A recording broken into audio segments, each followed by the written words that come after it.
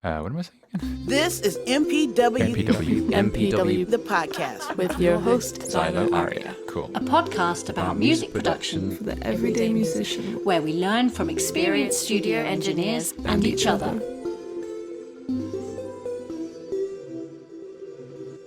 Hello, everyone, and welcome to this episode of the MPW podcast. I'm your host, Xylo Aria, and today we are so lucky to be joined by our guest, Dr. Jeff Crabtree.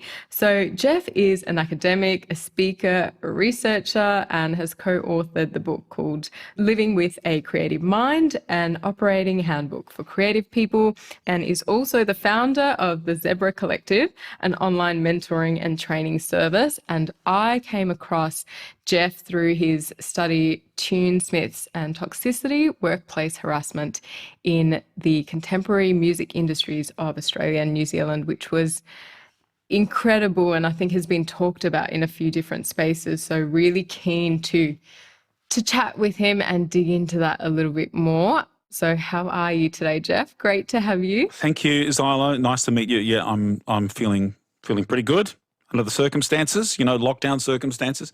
At least it's sunny here today, so. Oh, yeah. Here as well, actually. It's been lovely. Bright blue sky. I mean, it's a shame we can't do a whole lot with it, but... No, but it makes, those little things make a big difference right now, don't they? That's true. That's true. Exactly. And we were talking about before just kind of pivoting and finding new things to do, and that's become the new world, I guess. Yeah. Yeah. But today we are talking about power dynamics in the music industry, and I was keen to get your thoughts on this from a few different angles. But before we get into that, I'd love to hear a bit more about your background. You've done quite a variety of different things. So how did you get to where you are today, and all the little kind of things that you do, and where did it all start in the music space for you? Yeah, so it's a complex story. I've always wanted to be a musician. My parents hated the idea, so they made me get a degree to be a teacher. There's something to fall back on thing. So for a while, I was an English teacher, but I always wanted to play. So I had bands and did gigs, and then finally just left the teaching thing behind and played piano bars and developed a solo entity, like an identity, like an artist identity called Dr. Bob. And Dr. Bob is a sort of a blues. So Dr. Bob is an original blues, artist. And all prior to streaming and all prior to all of those things, recorded some live albums with some friends of mine. Dr. Bob Live is sort of a blues and stand-up comedy, and I got into production. So I've got my own little home studio, and I do bits and pieces of work for other people. And then I was running an arts college in a community organisation, and I had to get a degree. So I got a master's degree to sort of lift my academic cred. And then my partner and I wrote this book called Living with a Creative Mind, which is like a handbook, as you said in the introduction. It's like a how to get longevity and productivity into creative people, and how to nurture them so that they don't fall over themselves. And there's a high incidences of mental health problems, and also there's a lot of toxicity in the industry. So we wrote this book together, and then she went and got a PhD in psychology, and I just couldn't. It was competitive ultimately. I couldn't let her win that race. I'm happy to be neck and. I mean, she won the race technically because she got there first, but only 12 months ahead of me. So So she worked on her. She's in private practice as a psychologist, and her practice deals directly with highly creative thinkers, and so she has a lot of people, not just from music, but also from theatre and film and so on. And so, but that's sort of where we found ourselves, and we found ourselves consulting to people about how to look after yourself, how to maintain well-being, very based on research, not just sort of what I might think is a good idea. So it seemed, once she was well into her doctorate, it seemed to me that the smart thing, given I'm not a psychologist, the smart thing was to do some research that focused on the organisational side of things. So I literally contacted the guy, my academic supervisor for my first degree, who'd moved universities, and we just talked it over, and I mean, his first question is, why do you want to put yourself through this? Because a PhD is a pretty intense process. But, I think he understood the fact that it was competitive. But in the end, he said, so what would you want to research? And I talked about that. I said, I've put all these, some stories of harassment, and he went, well, that's wide open. Nobody's done that. So you can see that I fell into it. But, in retrospect, and here's part of I'm going to openly confess that I do have some problems with self-awareness, I think. I think we all have problems with self-awareness. But looking back on it, I realised actually that I've been the victim of a long period of harassment in a music situation, in a music context, bullying. So even though that sort of didn't put me into it, it was pretty much the book, that put me into it. We did everything the wrong way round, Xylo. We wrote you're supposed to do the research, then write the book. We wrote the book, then we did the research, So that's how I got here. And sort of I'm still in music, except now I sort of do a little bit of academic work and can add research to my list of things now. Yeah. I mean, it sounds like a variety of things that you've done, and, your wife as well. And I mean, this could be a personal question, but, you've worked very closely, you and your wife, for a number of different projects. How does that work? I feel like that could probably not work well for many couples, but it seems like you've done a great job with it. After the book, during the writing of the book, words were said like, I'm never working with you again. Objects were thrown. And I won't reveal who it was who uttered those words or who it was who threw the objects. But we did get to the end and we're not doing that again. But in the end, I think we sort of found a kind of a way of doing it without World War III. Yeah. We're very different. Yeah. Her approach to doing things is very different to my approach to doing things. And that's been a journey. Actually, what you do discover is that there's a kind of a complementary skills, So she has skills that I don't have, and I have skills that she doesn't have, and that's how we managed to survive. Great. That's how we managed to not. We're sort of it's like North Korea and South Korea. There's a demilitarized zone, but there is negotiation. We meet in the middle and have peaceful discussions. And we're certainly not building nuclear missiles aimed at each other. So that's all good. Yeah, always good. No, that's great. It's great that you found a nice way to work together. Awesome. So, getting into our topic. So, the music industry seems so unique, and the power dynamics somehow in this industry seem so different to anything that I've noticed anywhere else. Yes. Do you know why that is, and what makes music that way and different in that power sense? Yeah, but there are a number of things that are contributing to this. So there's not one single answer. Ultimately, it comes down to the fact that powerful people aren't held accountable. So there's no accountability. So in most industries and in most contexts, there's accountability. So if you work in a bank, there's accountability. There's a corporate structure, and even what we're seeing in Parliament, there's accountability. And even though obviously what's been going on in Parliament, there's been a long history of it, right? So Brittany Higgins isn't the first person, but she's the first person to call it out. And even though it will have cost her parliamentary career, it's now bringing things to account, because obviously the Parliament of Australia represents the way things, well, hopefully it should be representative of the way things are. So there's no accountability structure. So what's creating an environment where there's no accountability? Even though the laws still apply to the music industry, what are the things that are making it easy for people to get away with it? One of them is that the industry is incredibly fragmented. So so we have 3 major record companies, or 4, Sony, Universal, Warner, and then of course there's Mushroom. But they employ very few people really. And even though they're responsible for the bulk of revenue for the recorded music industry, there's very, very few people in those organisations. And then there's maybe the touring companies, which are all sort of currently gutted. Underneath those organisations actually employ very few people. So we don't have corporate structures. Now, of course, we're understanding that even inside at least one of those companies, where there should have been corporate structures that were functioning properly, they weren't, apparently, allegedly. And so that one of those, at least one of those companies is, two of them are now conducting internal investigations. But outside of that, though, most of the industry is fragmented. It's lone operators or small businesses. Maybe a company might, a significant company might only employ 20 or 30 people. And then outside of it, there are thousands and thousands and thousands of people working in music, but they're all in partnerships or they're sole traders or they're entrepreneurs or they're running their own small business, music producers, essentially working for themselves. It's highly networked. So this is another factor. So you know really well the people that you work with. You collaborate really well within your network, and part of your gig in the music industry is to build a good network. And so that's a factor, because your reputation is everything, and you cannot afford to have your reputation tarnished. Which means if somebody who's powerful, so you're a powerful man, you sexually harass a less powerful woman.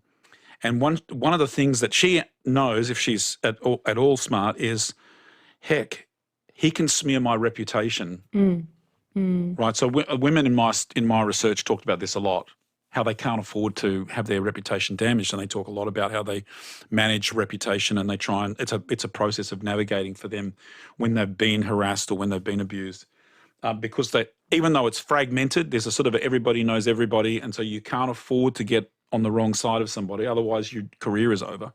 So fragmentation, so when you have thousands and thousands of small businesses, there's no central body that you can go to. There's no sort of corporate structure where you can go to and report a problem. You can't. And then how do you report? What if you're in a band? What if you're the woman in a band and your bandmates sexually harass you? Or what if you're the girlfriend of one of the musicians and the bandmates sexually harass you? Who do you report to? And even sort of significant artists will form together essentially a company that functions to run the band or whatever, and then they'll go together on tour, and everybody's contractors. Who do you talk to? Because at the end of the tour, all of those relationships effectively dissolve. So there's no HR, even though the same laws apply in this country to what goes on in music, there's nowhere where you can report. Live music is even more fraught, because let's say you're doing the live cover scene. Maybe you're doing gigs in Melbourne. When gigs come back, you're doing gigs in Melbourne, and you go from gig to gig. Maybe at the pre-COVID, we know there were around about 450 small live venues in Melbourne, around that kind of figure. Obviously, it constantly changes, but there are more musicians than gigs. And so, what happens if you get harassed? A musician in that has to they have to make a calculation. Do I want to piss off the room booker? Do I want to piss off the venue? Because I know if I piss off the venue, I'm never coming back. They'll never book me again. They'll get somebody else because the supply exceeds the demand. So no accountability, fragmentation. There's a large number of people wanting to get in to an industry that really where there's work is precarious. And then the other thing that I think is the other final factor is the imbalance of revenue, and like the money that you can make in music is wildly disparate. So at the bottom end, you might be making $5,000 to $10,000 a year, but at the top end, people are making sort of like, even a mid-level band might be, in normal times, in pre-COVID times, with a gig, mid-tier band, they might be the four members of the band might be sharing collectively in $1 million a year, maybe 1.5 million, 2 million a year. That would be, so that's actually pretty livable money, right? Yeah. But the difference between those people and then the top tier people is even wilder, because now we're talking about global acts who are generating millions and millions and millions of dollars a year. And so what you then have is a very, very small number of people making that kind of money. And then the people who have the power to grant them access, the gatekeepers is how we refer to them, those people have power, even though they may not be earning that kind of money themselves, they have enormous power personally, because they can open the door to you or close the door to you. And in one sense, the sort of X Factor and The Voice and, Australian Idol, et cetera, is a kind of an allegory, really, symbolic of it, because, you have maybe 4 judges who go, I say yes to you, I say no to you. Like The Voice is a classic, right? I say yes to you, I say no to you. And then as the show goes on, then the audience votes and so on. But it's a sort of a, oh my goodness, it's just Big Brother on steroids meets the music industry, right? Yeah, I never saw it that way. So ultimately then it comes down to, so that kind of picture is a survival of the fittest, which is, it's the law of the jungle. Only one survives. We have one winner. We have one runner-up. Everybody else is sort of left by the wayside, and their story is, I got this far on The Voice, but that's not enough to generate a career out of, a significant career. Although the winners can, which means that the people who are running those shows are immensely powerful, because they have the power to say yes and the power to say no. And that power is extraordinary. It's the same power as the person who says yes to a record deal. It's the same power who says, yes, I can get you onto this tour as the support. It's the same power who says to, yes, I'm going to team you up with this producer, emerging artist, this producer, and then we're going to really push this single and make it happen. So that gatekeeping power, that's an unusual kind of power, and that doesn't, it exists, of course, in all sorts of other industries, right? It doesn't exist in quite the same way in most industries as it does in music. And it's the same in the film industry, because the people have the power to greenlight a film or a television. They have those gatekeepers, they have an enormous amount of power. Yeah. Which is why Harvey Weinstein, right? And the rest is now a matter of the court record, My gosh, you've mentioned so many things to tackle there. It's a little bit overwhelming. Yeah. A way to think about the whole thing is, it is a complex, profoundly difficult problem. It's not insoluble. And in other contexts, I've actually said, look, I have great hope for the music industry. Well, that's good. I have great hope. And the other thing is, we all know that authoritarian power structures do not, because these are authoritarian power structures, which is the people who are the gatekeepers and the people at the top are saying, you do what I say or you're out. And that's how it's been. Those power structures are absolutely vulnerable to kind of a resistance movement. Yeah. Like beneath the glass ceiling is one case in point, who are just anonymously posting stories of harassment that are going to bring people down. There's no question of it. So it seems overwhelming. There are, like, the way, I'm not I'm sort of a reluctant academic, really. Like, I am, I have a PhD, which makes me technically an academic, but I'm a reluctant academic. But an academic would describe this as a multifactorial problem. There's lots of factors. And so in order to beat it, you've got to basically address each one of the different factors, So it's not simple. So it's a matter of public record that the CEO and Managing Director of Sony Music Australia has left that position. It's a matter of record. That's not enough to change things, because that's one factor out of many. And you talked about, the root cause for a few of these things just being that imbalance of power. And I did read somewhere that you mentioned those three big labels that you mentioned. Yes. Make, billion. I think you said something like 2.5 billion an hour or something. I couldn't even comprehend. Oh, yeah, it's 2.5 million. It's 2.5 million US. Yep. 2.5 million US. USD an hour, which is just insane. And you said 12% of the revenue numbers actually go to the artists and the musicians, and that's sort of, where it maybe starts. So can you talk me through that a little bit more? Yep. Sure. So this is from an incredibly rigorous study conducted by Citibank.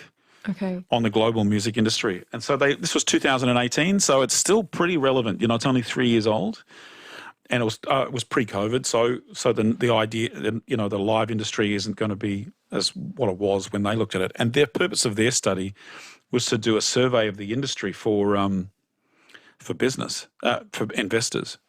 So they're doing what a bank does, which is what businesses are doing well, what businesses, and what are the functions, what's going on inside the businesses. And they made the point they made exactly the same point that I made in the research, which is the music industry has changed, but its fundamental structure is unchanged. So how people consume it has changed. So people consume music through streaming mostly now, not physical products. And even though the way people consume music has changed, the structures are unchanged. And so the way it works is there's about, I just did some rough calculations through. They've got an 80-page report that you can find. It's called Getting the Band Back Together is the name of the report. So if you Google Getting the Band Back Together Citibank, you'll find it somewhere. Or it might be Putting the Band Back Together. It's one of those two. Look, so around about 35% of all of the revenue generated in the music industry goes to the cost of, say, running the platforms, like the cost of running radio stations or the cost of running streaming services or the cost of running Apple Music. So there are costs associated with running. So around 35% of that goes, around 35% of the revenue goes to there. These are rough numbers.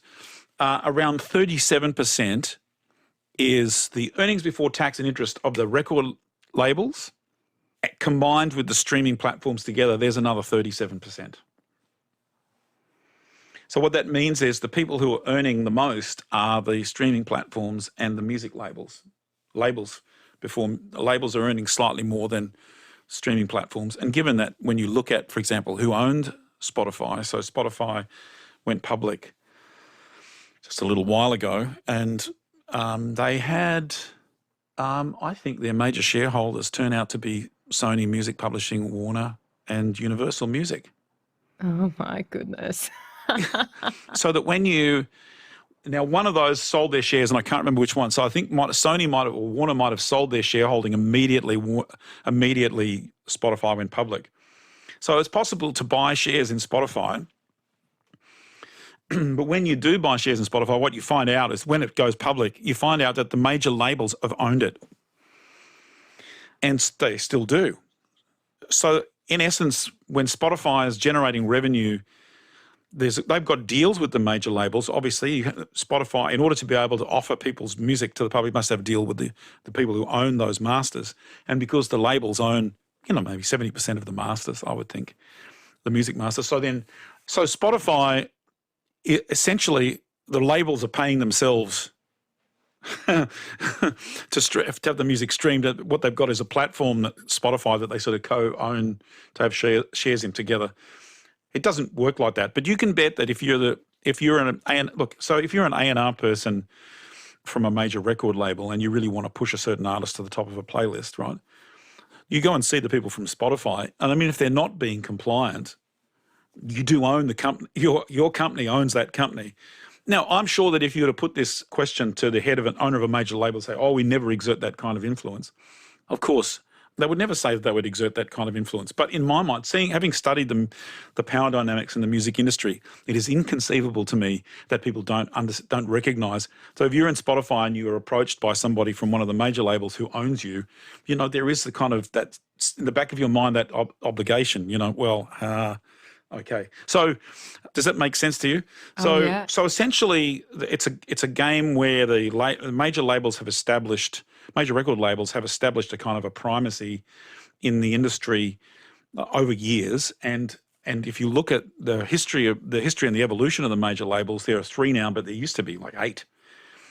And what finished up happening was a gigantic kind of sharks eating other sharks. So the bigger labels would swallow up smaller labels, and we have the big 3, but we used to have the big 4, we used to have the big 5, we used to have the big 6, we used to have the big 8, and essentially the game is for the labels to go, let's own as much catalogue as possible, because the more people listen, the more they'll buy the music, and the more they buy the music, and the more we own the music, then that's the more revenue that we can make. So the big game for the major labels is market dominance, and market dominance involves owning as much catalogue as possible.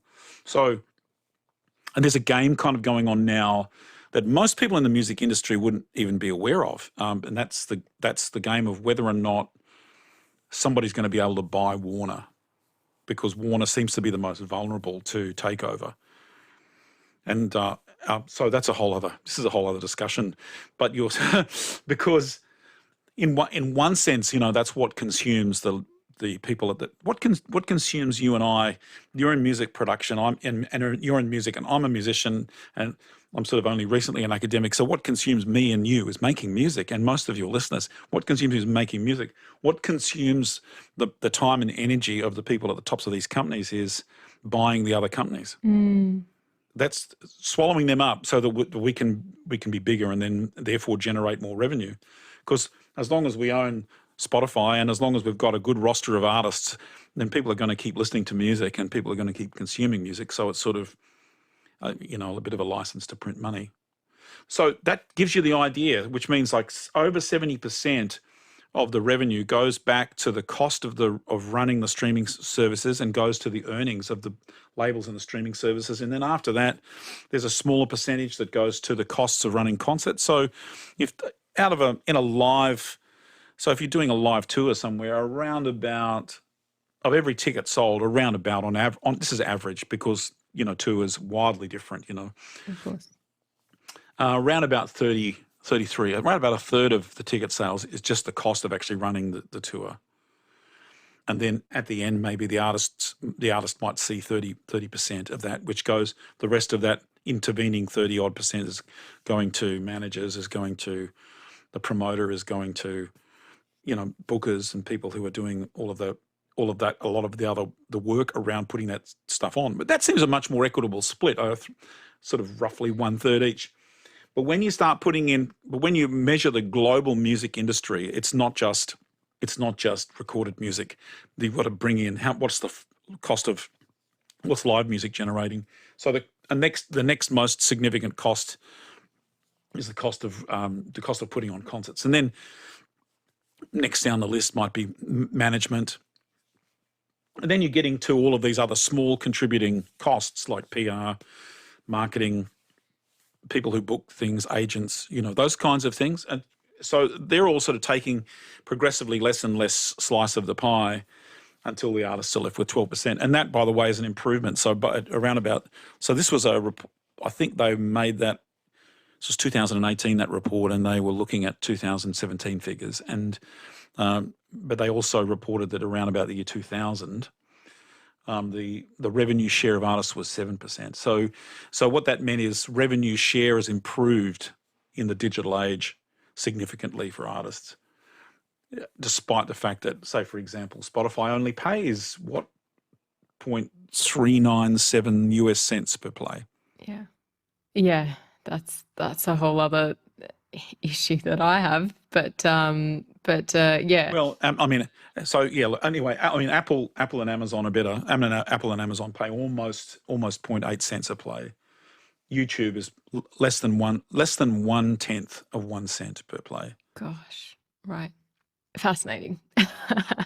So what that means is that all of those platforms are generating revenue, but that revenue is not being passed on to. Is not being passed on, and so in and of itself, that's a gigantic imbalance of power. Definitely. Yeah, this all sort of sets the scene of how it all kind of happens, and yeah, I mean, for other kind of imbalances in power as well. So yeah, thank you for sharing that. And getting then sort of into your study. So as I mentioned before, Tunesmiths and Toxicity, Workplace Harassment in the Contemporary Music Industries in Australia and New Zealand. So you mentioned through interviewing a lot of different people that about 85% of the participants had experienced sexual harassment. And this is a horrific statistic. It's just terrible, but at the same time, not surprising, unfortunately. I read it and was like, oh, that's horrible, but kind of obvious, or like, you just sort of expect that, which is sad. But from a male perspective, like, are men aware of this and do they care? I mean, just because, and you mentioned somewhere that this happens because it can, but just because it can doesn't mean it should, Isn't there some sort of moral compass? I don't understand, but what are your thoughts? Well, I like to think that I have a moral compass. I think my personal response to the data that I found was that I was shocked So in answer to your question, are men aware of it? Well, I'm absolutely convinced the ones who perpetrate sexual harassment are aware of it because they're doing it. And they know they're doing it. And I also, from my findings, indicate that those men know that it's wrong, but they still do it anyway because they act in a way to cover it up. They act in a way to hide it. So they know it's wrong, but they do it because they can get away with it, and they're definitely aware of it. I think, like there are good men in the music industry. Yeah. I like to think it's a bell curve, but I think what happens is in my Lord of the Flies, which is an old book that I read when I was in primary school, I think. And it's a book in Lord of the Flies at the very end it's a bunch of boys from a private school who get marooned on an island and there are no adults. And pretty quickly the entire thing devolves and they're killing each other. And they only stop when adults actually show up to rescue them, So I sort of feel like there's a part of me that goes, I think there's nobility in people, but I also think there's a degree of, like self-interest and screw you, Having said that, as a man in the music industry, I was vaguely aware of it. Like when I say vaguely aware of it, I was aware of it, but I wasn't aware of the extent. And I wasn't aware how common it was for women to experience that. And the part of the reason is I would be at gigs with women and I'd hear some guy yelling from, out the back. When I'm in and there's another band playing, it's got women in it, and some guy in the audience yells out, show us your tits. And that was, by the way, a story that showed up a lot in my research. And so you are aware of it. And then I had some women who are colleagues talk about it. I was more aware of gender discrimination, more aware of the fact that women were considered like outsiders in music. That is, a very masculine domain. I was far more aware of that. I was shocked at the extent. And I think that most men would be shocked at the extent. And this is a really interesting dynamic, which is women are aware. All the women know. This is not, as you just said, it's not news. It's not news. It's so not news. As you said, you even go, do we even want to talk about it? Because it's so common. So for me, that part of it was eye-opening and depressing, to be honest. I'm still kind of processing it, really. My ethics supervisor actually proposed that I needed to have some kind of well-being protocol for myself. And I went, what are you talking about? She goes, you're going to be collecting all of these stories. You need to make sure that you look after your well-being. I went, oh, okay, sure. So I put it in, my ethics approval, and then lo and behold, she turned out to be exactly right. And, it was, look, Xylo, sometimes when I go over and having to reread some of the stuff that I put in my report and I'm quoting what people have said to me, I can hear their voices and I can hear where they stopped because they were crying and they had to regain composure, And I'm not a person I'm not a bully, and as far as I'm aware, I've never perpetrated sexual harassment. I've attempted in all of my work to deal with women, and I've worked a lot with women, to deal with women in a way that, is respectful. On my ethos is everybody's a human being. They deserve to be treated with dignity. I was shocked. I'm sure that a lot of men will be shocked if they actually read the accounts. I'm also sure that a lot of men will recognise themselves and go, oh, shit, right, yep, I've done the wrong thing. And then there'll be a group of men who are just completely ignorant and go, oh, I had no idea, and they may well be genuinely ignorant. And I think part of the reason for it is, understandably, women wouldn't talk to another man about the experience of being sexually harassed. What happens if it happens in the band? Immediately if you're a band member, you're immediately making calculation, right? These guys are all friends. What are they going to do? They're going to stand up for each other. So you wouldn't talk to your bandmates. You just keep it to yourself. And I think what's happened is that women, and I think this is very healthy too, women have talked to each other. Yeah. So there's a kind of there's something that obviously I'm assuming this has happened only because my participants talked about it a little bit, how they would talk about it with other women. But now, anecdotally, in conversations that I'm having, with women in the industry about this, women they do talk to each other, and there's like a network, and they share their war stories. which is absolutely healthy and absolutely vital and absolutely important. But what that does is it means that men who don't, this is not a criticism, it just means that men who might be able to help are not as privy to the stories and not as privy to the information. I mean, they have their own.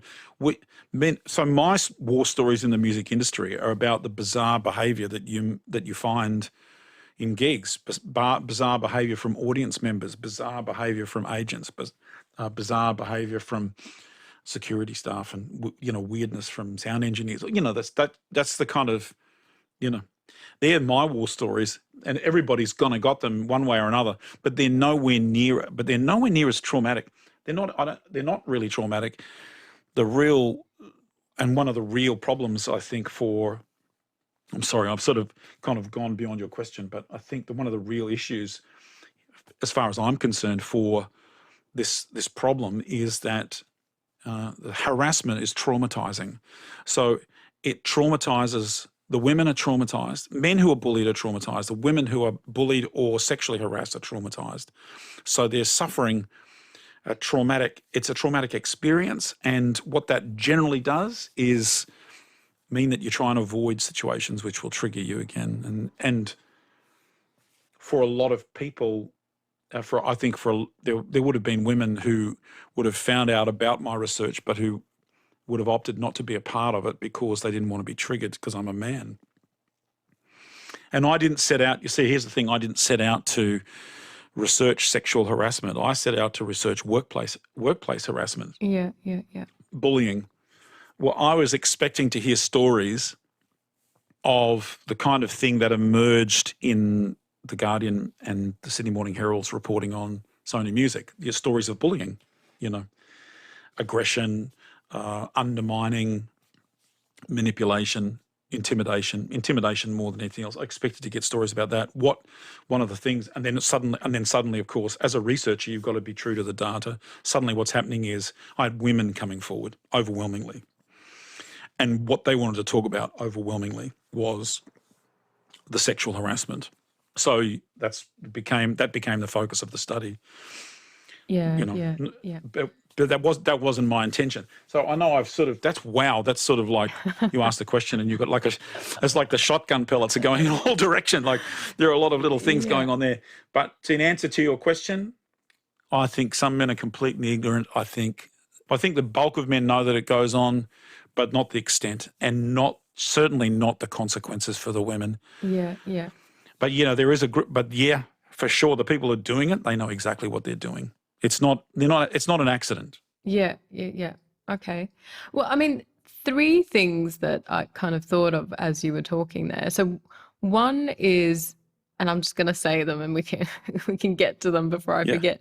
But, one is, how do we, because, I have met some really lovely men in the industry as well, but how do we engage them or kind of get them on board? Because like you said, they might not read the report, and sometimes in a way the whole topic is just a little bit tough to kind of get on board with. Even I don't like to read it, like I was saying, it's just, especially as a woman, you it's on your mind enough, like you just don't want to engage in it even more, because it's like, yeah, I know, we already know, but maybe with, I don't know. So one is kind of, how do we engage them? Second thing, you mentioned that like women talk to each other. To an extent, I think that's true. The women that have that community to go to. But I feel like when I started, it was just me, like I was working with musicians. They were, most of them were guys, but I didn't, I was quite young. I didn't have a kind of community. And I think this kind of stuff, I feel like you can only sort of talk to other female musicians because other women outside of music probably don't get it. So I think one thing is important is for people who don't have those communities to find them. And MPW, we're trying really hard for people to know that we're there, and other communities as well. So that was the second thing. And then the third thing that you mentioned, you didn't set out to do this research on sexual harassment. And we actually had another episode where we talked to Ben Jordan, really, really great guy who made a video on YouTube on why there's so few female producers. And I remember initially just being like, oh, here we go, a white man telling us about our problem, But I think he did such a good job with it, like did a really, really good and thorough job in that video. But also I feel like there is a really useful aspect of that is that if we did that research, then probably guys aren't going to read it. I feel like it's going to be less likely that men will read it and watch. And I know with Ben's YouTube channel, he has a lot of male subscribers or whatever. So it's great that he made that because his subscribers would watch it, but maybe they wouldn't really watch it if it was a woman doing the same thing. So I think I just wanted to express that that's, not a bad thing, and it's kind of nice as well. But on the first bit, on the kind of how to get men more engaged in this, do you have any thoughts on that? Yes, I think it's a combination of carrot and stick. And let me come to that. Again, going back to that whole multifactorial thing. I mean, what we're talking about here is engaging in industry-wide cultural change. So we're changing culture. So short of what things change culture, well, lots of little things change culture.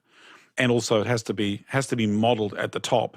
So, and going back to before I get to changing culture from the top and how you change culture, can I say that the debate about Ben's, I haven't seen Ben's work, but that work and then my involvement, I don't think that debate of whether men should be like, what if a woman said this? What if a woman did this research? Would it be dismissed?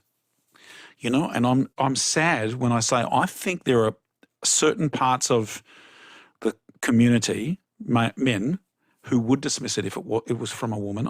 I don't dismiss what women research, but there's always the potential for somebody to go, that's just a woman complaining. I mean, they never say that when a man complains, right? No. So what does that come down to? What that comes down to is a pervasive discrimination against women, which is what I think is referred to, I know it's referred to as misogyny. When you talk about misogyny to men, they go, I don't hate women, because they think misogyny means a hatred of women. I think Donald Trump said, no, nobody loves women more than me, right? But, you couldn't find a more pure example of a misogynist, if you tried. But what misogyny is in its purest form, a prejudice against women or a set of fixed beliefs about women.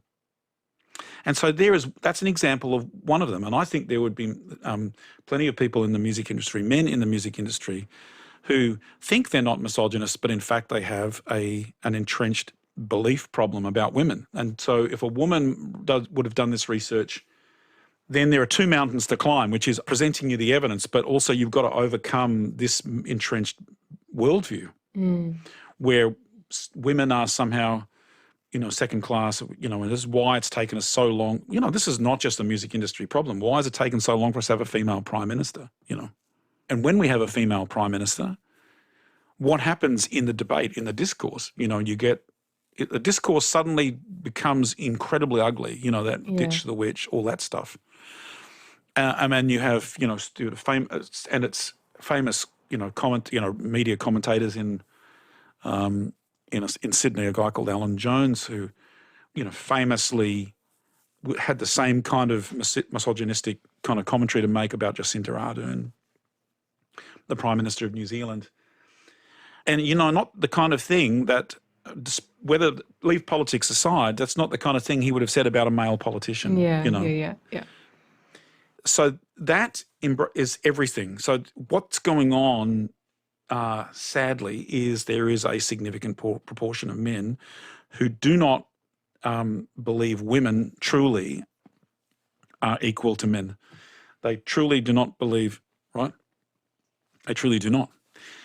So there's even a debate in the feminist community, the feminist academic community, about whether or not men should be involved at all in what they consider to be the feminist cause, which is feminist cause, in my mind, really is equality. It's a cause for equality. It's not a cause for anything else. It's just it's Ruth Bader Ginsburg, take your foot off our necks, So, yeah, so it comes in the context. So so sadly, I think weirdly, and anyway, in the academic debate over feminism and men, a number of academics have argued that we need men on board in order to be able to create change, and I think that's reasonable. You've got to. Men are not the enemy. Men are, in the same way that women aren't the enemy. We're trying to make a better world. So, what we need are allies. So I just wanted to say that before I come back, circling back around to culture change. So in order to create culture change, but it's sad, isn't it? That it's a sad testimony that it had to be a man doing this research for there to be attention paid to it.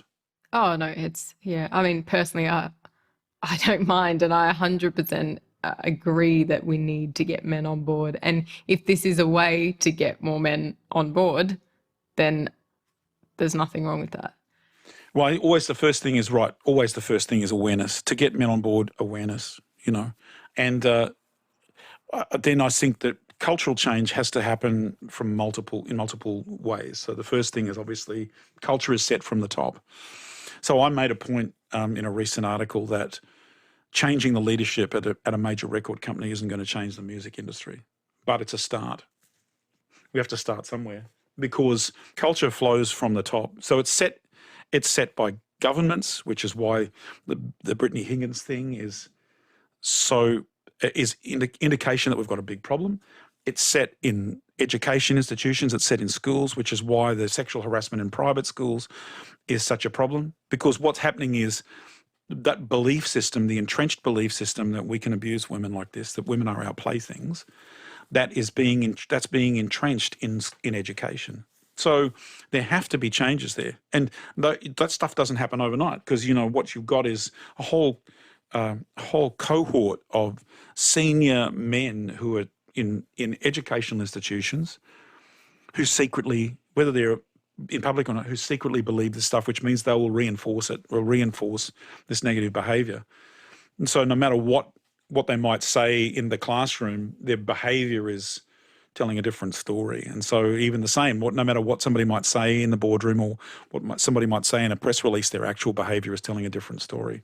And so it's a long process of changing leadership or existing leadership having a massive mea culpa. And,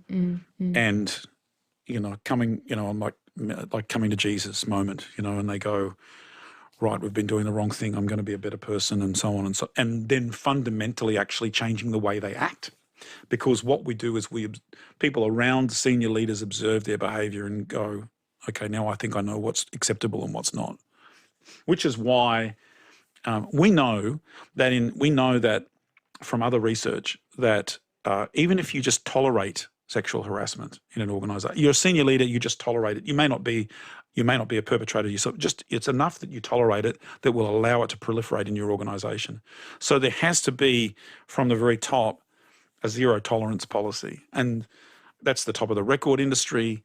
I know that, for example, in a couple of the peak bodies, that there is zero tolerance for harassment in music industry peak bodies. I know that already exists, but then and then that stuff then begins to flow down. And then once you're inside once it starts to be in those big organisations, those gatekeeper organisations, then it starts to influence the fragmented industry itself. But it's not an overnight thing. And then coupled with that, you have to have awareness building. This is, so that people go, okay, this is unacceptable. I'm hearing that it's unacceptable. Then education to teach people how to not follow through on your impulses. Let's say you're in a situation and your impulse is to wolf whistle or to cat call or whatever. Then, some education and training to go, you may want to do that, but you don't actually do it, And then from there, so this gives people a chance, and I think that should be in every organisation. And I think, so that's the carrot, which is, here are ways in which we can behave better. And then you need the stick, which is, I think government funding should be contingent upon, so think of festivals, tours, all of these places, all of these, money that the government pays to the music industry for arts purposes. That should all be contingent on actually evidence that you've got a zero tolerance policy, but not just evidence that you've got it, but that you actually can point to mechanisms, training mechanisms, pathways, people to report to. Yeah, yeah. So, you've spoken about what the problems are. So what things would you put in place to bring about change in the industry? I think there needs to be a union presence. So the MEAA has got an early forming group called Musicians Australia. They're currently working on getting government agreement to agree to minimum fees for gigs, because I'm a member. There used to be a musicians union that I was a part of in the 80s and 90s in this country, but it completely collapsed. And it wasn't there to serve, it didn't really serve the interests of the working musician who was doing the gigs in like the pubs and the bars and the clubs. It was there more for the people who are working in TV and in the symphony orchestras, those more institutional forms. That's my impression. That was my impression. So we need a strong advocacy body, union presence. And I think, and there's multiple versions of this. So, for example, I think there needs to be the Australian Women in Music Awards, for example. Your podcast, what you're doing, and other organisations which are trying to do something for women, like ORMA, and like what you're doing, I think those things should be given financial support. And the reason they are is I feel like you have to. Half of the problem is educate people and train them and point them in the right direction. The other half of the thing is change the balance of power, which is what happens if the Australia Council pulls your $100,000 funding out because you didn't have a demonstrable thing. So you didn't have a demonstrable sexual harassment. Mechanism in place. So it's a kind of those things that have to come. They're going to come together, I think. And building strong communities of women changes the balance of power because a woman is no longer alone. So having a union presence means a woman who is a member of the union no longer is alone. She's a part of the union. And maybe something like so in the UK there's a thing called the Featured Artist Coalition, which is a body that I think employs maybe 1.5 people. But what it is an advocacy body for the top 500 artists in the UK. So it would be, who's in the Featured Artists Coalition? It would, surely Elton John and Paul McCartney and, Imogen Heap and, Florence and the Machine, Florence Welsh, and all of these people. Obviously, the high end of the industry.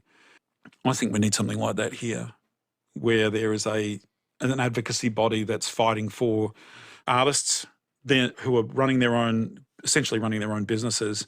In the same way, there needs to be an advocacy body for musicians who are going from contract to contract to contract, and I think that's much more the Musicians Union or the Musicians of Australia, the MEAA thing. So it's like what I'm suggesting is there's just not one fix. What there is a whole number of fixes. These are all the things that I could think of at the time. And then what you do is you sort of throw all of that at it for about sort of 5 to 10 years and then see how it's going. But I love the idea of the resistance movement, I love the idea of having somebody who is, I love having somebody who is, you can't track them down, you can't trace them because they're invisible. Beneath the glass ceiling, nobody knows who they are. And if somebody comes to me and says, I know who they are, I don't want you to tell me. I want them to remain completely anonymous. And then what they're doing is they're redacting details. But it's like a keep the bastards honest approach, Yeah, no, that's so great. I think those things are really good. There's another Instagram site that I follow. I think it's Gigs Without Males. It's basically what they do is they post the lineups for festivals and concert tours and things. Yeah, the men only acts. So that gives you an idea of how many acts have got women in them, So those kinds of things I think are really important. And so that's basically essentially women who are kind of activists, really. They're being activists to bring about change.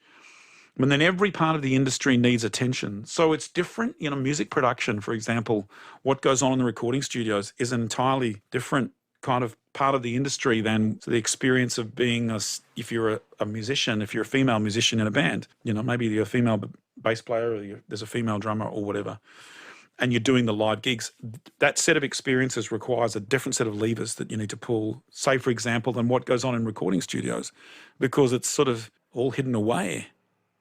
You know, it's all behind closed doors.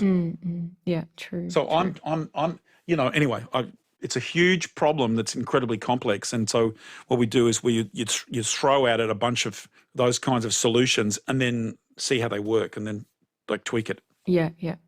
Yeah, no, thank you for going through those. I think it's really important to see the different ways that we can tackle this and that we need to tackle it. So that's great. Another thing, just speaking to a number of women through MPW and running this, I feel like there's often this feeling that people talk about of, you know, something's happened, but they're a bit unsure if it's worth calling out. They know it's made them feel uncomfortable, but, you know, they're not really sure what to do about it. And often, and I know I've felt this before, you kind of feel like maybe it's your fault. Maybe you've done something that has caused someone to behave this way. Did you experience this in your interviews at all? And do you have any thoughts on that? Women talked about it a little bit. They talked about it a little bit, but not – the ones who came forward to talk were over it, like so over it. In fact, some had essentially recently left the industry, you know, as a consequence of it. So they were just coming back to fire a shot. You make a contribution and fire a shot.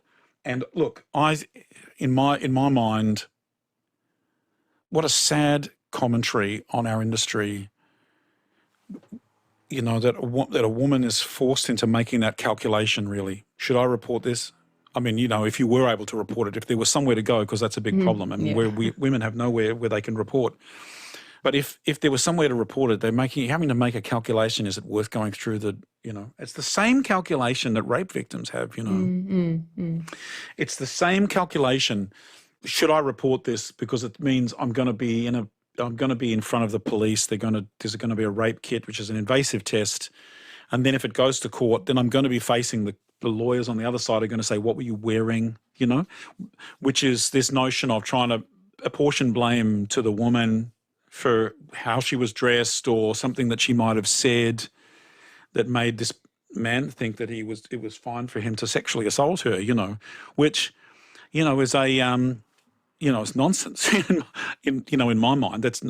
But women face it, and it's exactly the same situation. And the academics who study this phenomenon and look at how women have to make that calculation and give that thought to themselves, is they refer to as internalized misogyny. They refer to it as this concept where a woman is taking on the male beliefs, the male prejudice. And of course, being a man, I haven't experienced it because I'm not a woman who has taken on the beliefs of the other gender.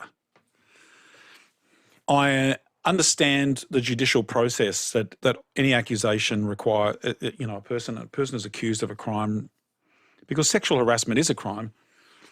So is workplace harassment. You know, these things are illegal in every state and territory in Australia. And people are entitled to a defence, and I also know the numbers are that roughly 1 in 20 accusations are false accusations, but the other 19 aren't.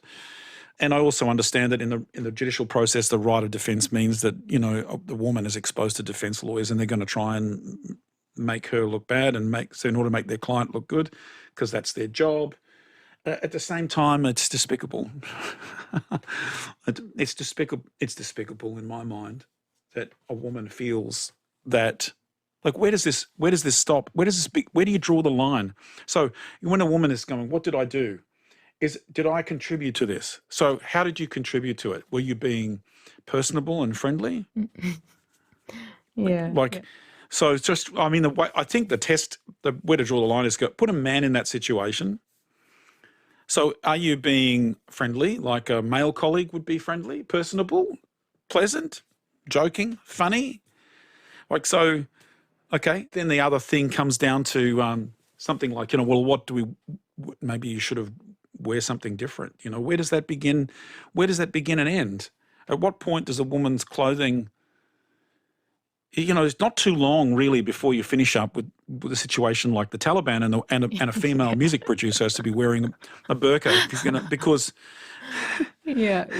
because she has to be, and I'm not meaning disrespect to your listeners of Muslim belief. I'm just saying that at what point, where do you draw the line? Because it's, at some point you're going to go, I saw her naked wrist and my passions were inflamed and she's to blame. Yeah, true. You know, does that make sense? Like none of that. So logically there is an issue, you know. There's an issue logically with that. And this is not a music industry problem. This is a whole of society problem.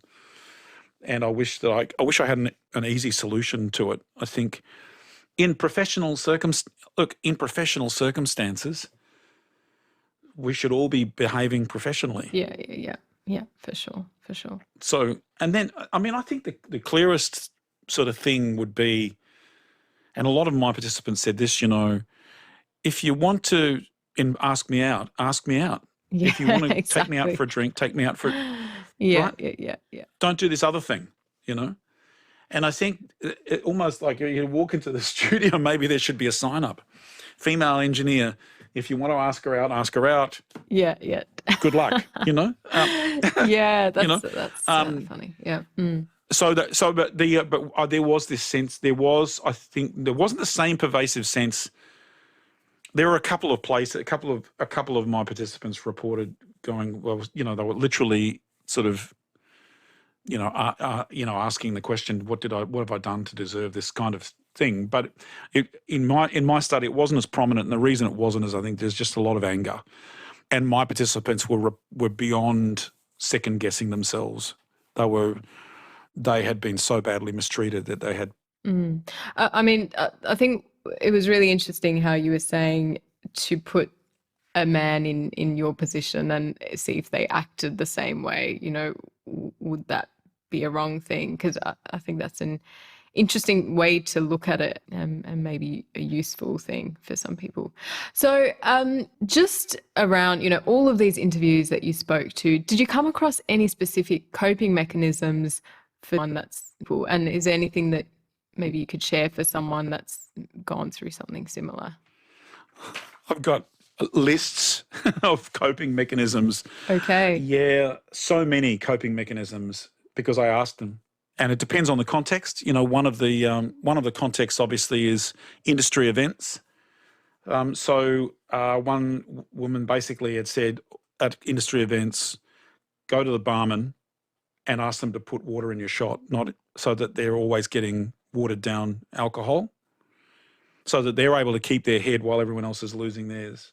Another one said, another woman talked about always avoiding direct confrontation to lessen an aggressive response. So kind of there was a lot of avoidance, and you know, withdraw, avoid, become passive, avoid people with known reputations at events. And so avoidance and withdrawal was a big theme. One woman said you cope with it at the time, but what you try and do is research the perpetrator and then avoid them. Another one said cut my losses. There were a lot of people talked about stuff that was very unhealthy, you know, booze, you know, alcohol and drugs, but detachment. And people talked about sort of toughening up,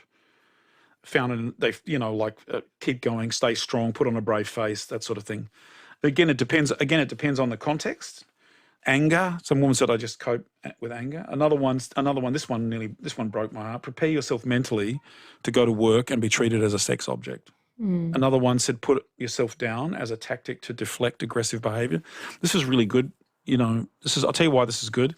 I've not reported on this stuff before anywhere, so this is all hot off the press. Okay, good. This is a world exclusive, Xylo. Excellent. Another one said, you know, find alternative career pathways. Avoid, like I printed these off for you. Always be guarded. Always be aware of the danger. Take women with you. Take good friends with you to circumstances, to gigs, to events.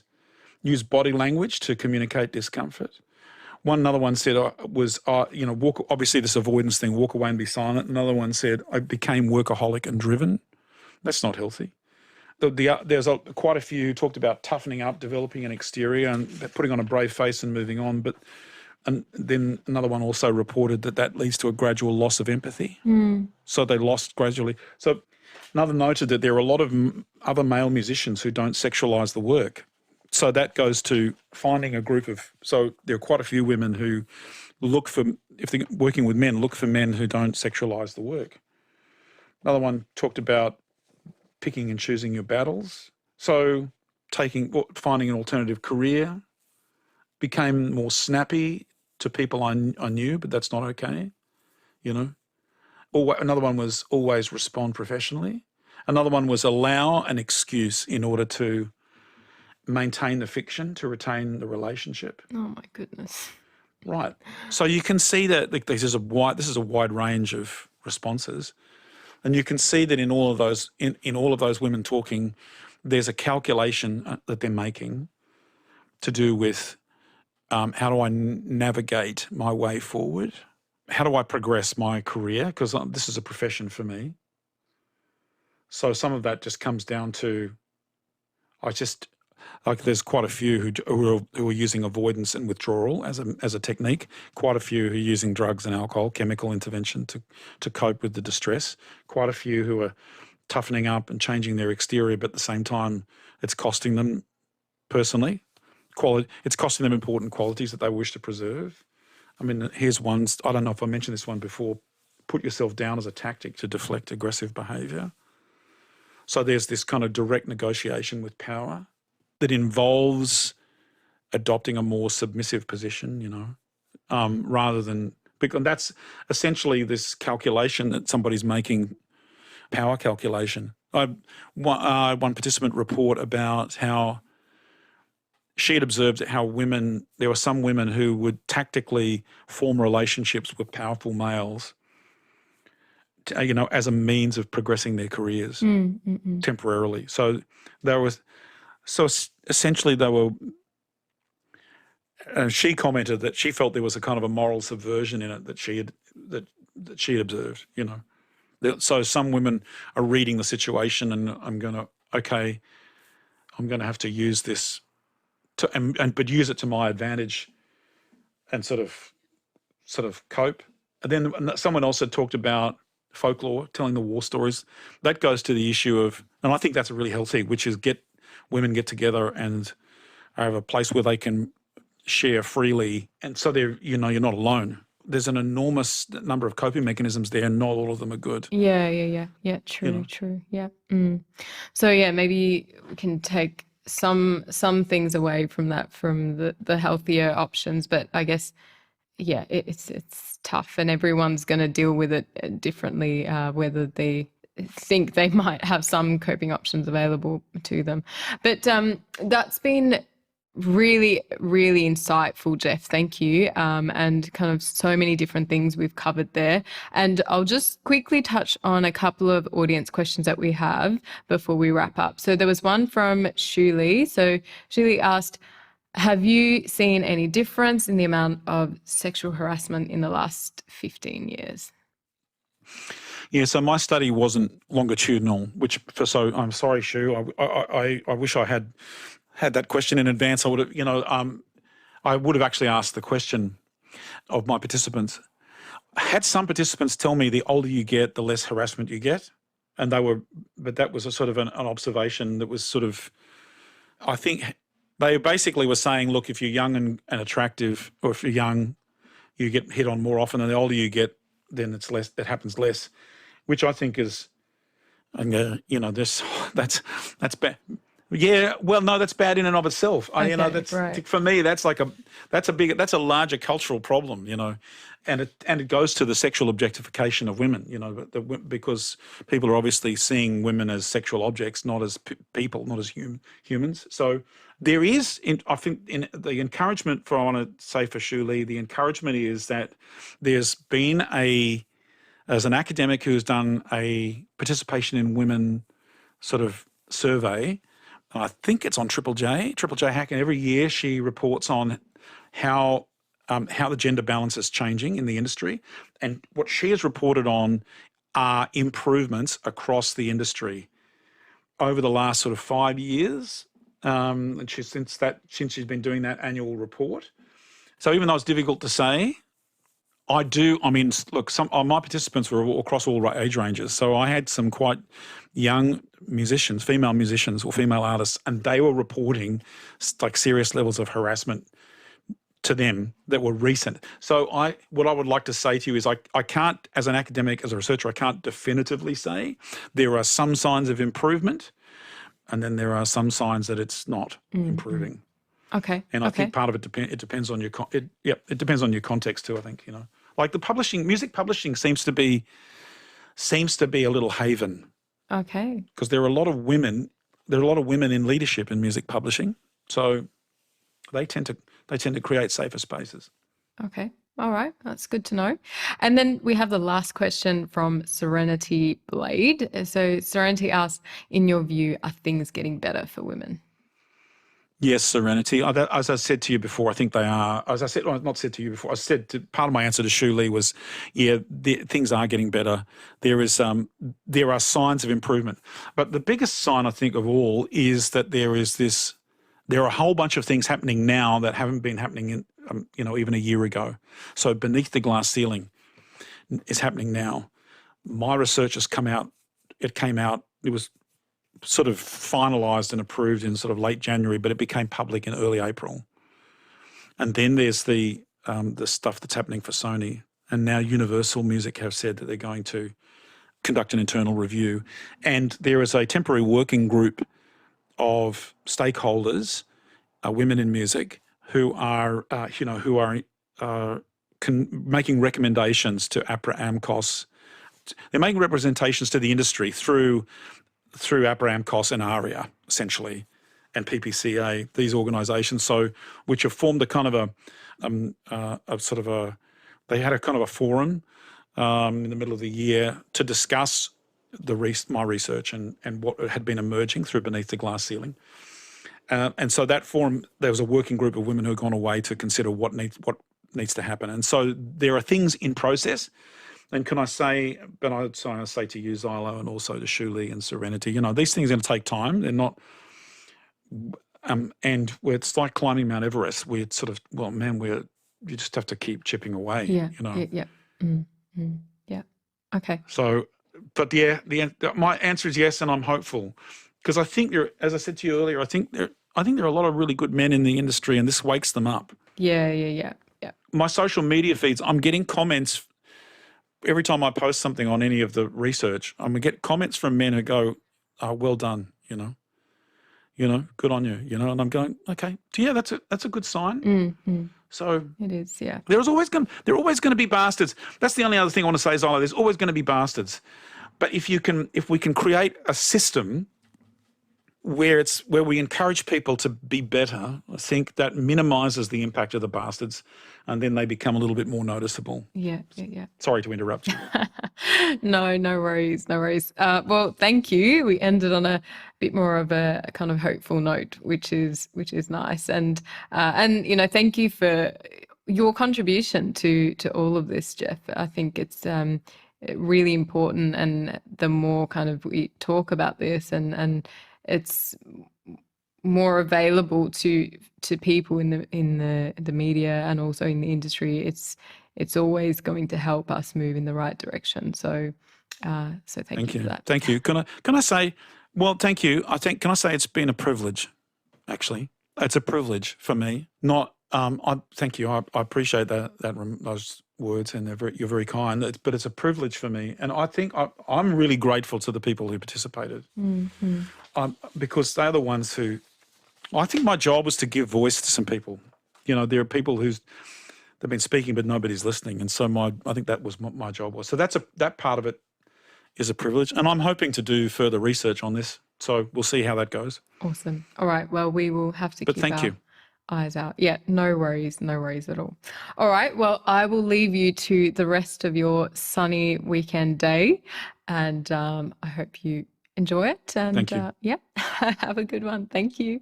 Bye.